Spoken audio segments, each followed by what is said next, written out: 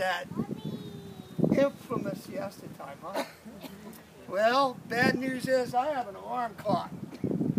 So, if you're not quite awake now, you're going to be in a moment. Of course, this is a replica of what was here in 1565. Oh, yeah. I don't fire historic weapons. I value myself too much. You can't trust them. They look sweet, they act nice, you shoot them and they blow up on you. Because you have no way to know how stressed, how old, how used they are. Behind me is a 6-pound breech-charged muzzle loader, so it's a very unusual cannon. If you've seen cannon demonstrations, what you've been seeing are muzzle loaders, where the guys ram everything down the front. Once it's shot, they swab it out. You can visit the Castillo. They're showing you 1740, and they're shooting muzzle loaders, just like the one over here.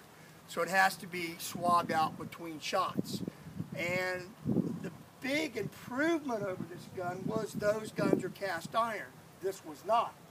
This was little pieces of iron about this wide, hand forged, as long as you want your barrel. These guns were made exactly like an old wooden rain barrel. Barrel staves, instead of being wood or iron. All those rings aren't decorative, they were holding the gun together. But the unusual part, this is breech charged. For 1565, that's way before its time. You will not see another gun load from the rear any way, shape, or form until 1865, the end of the American Civil War. And that's a little French cannon called the Hotchkiss. But that's another thing. Behind the cannon on the wood block, there's an iron mug sitting here with 2 iron rings. That's a servitor, or it's a powder mug. There were 5 of those. Sitting on top of it's the cannonball. Sharp bayonet? Yeah.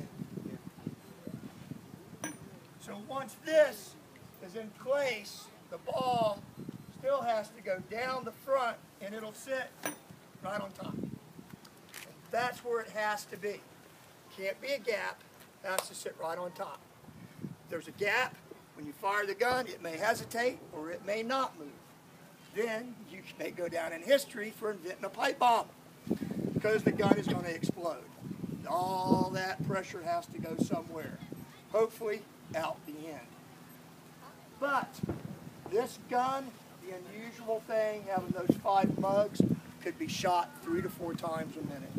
It's unheard of in 1565. The guns that replace this, new and improved, can only go once a minute, because they have to be swabbed out and down the barrel with a wet sponge after every shot. Not this gun.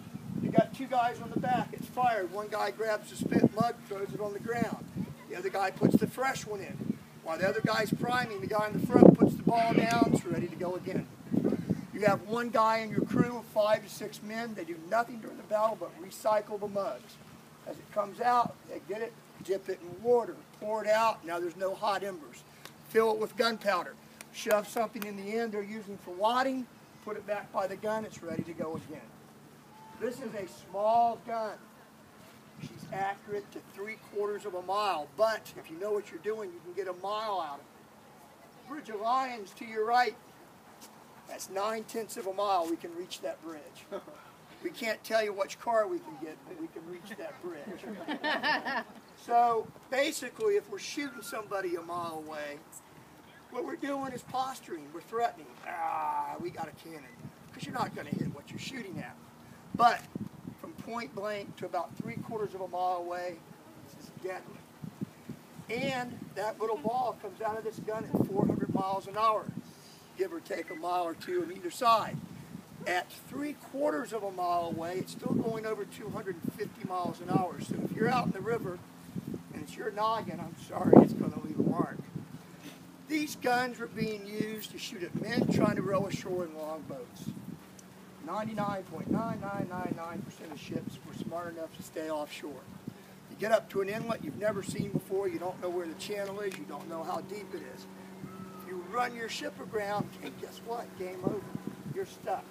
And so as the commander, you're captured or killed or all of the above. So that's not a good option. You anchor offshore and send your guys in. If they make it, if they don't, you can pull up anchor, go up somewhere else, find more soldiers. So it works pretty well.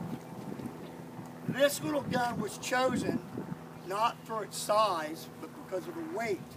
It weighs in at just over 850 pounds. They were having to bring them ashore by hand, soldiers. Tough stuff.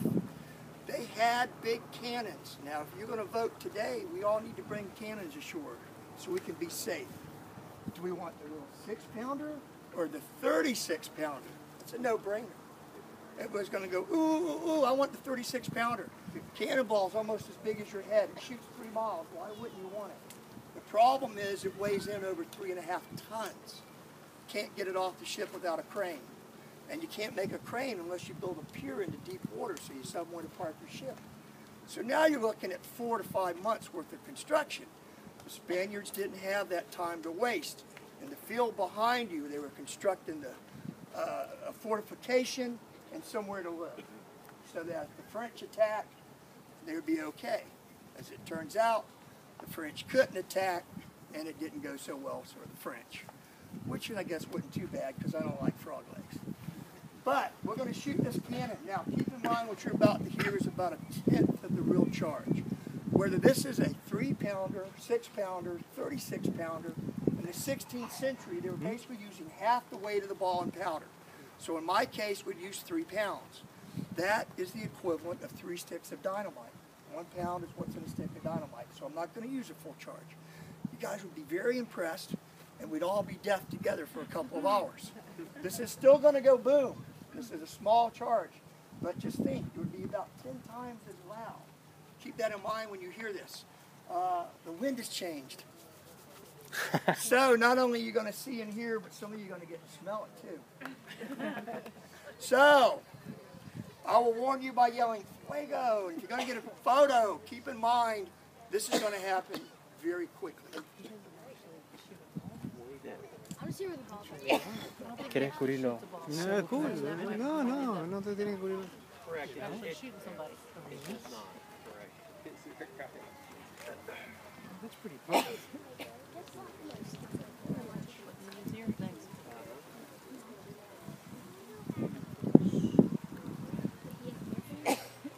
Fuego! Shit!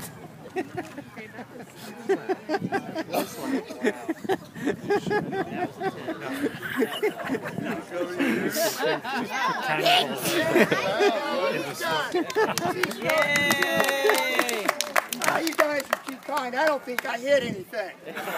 There's the ball.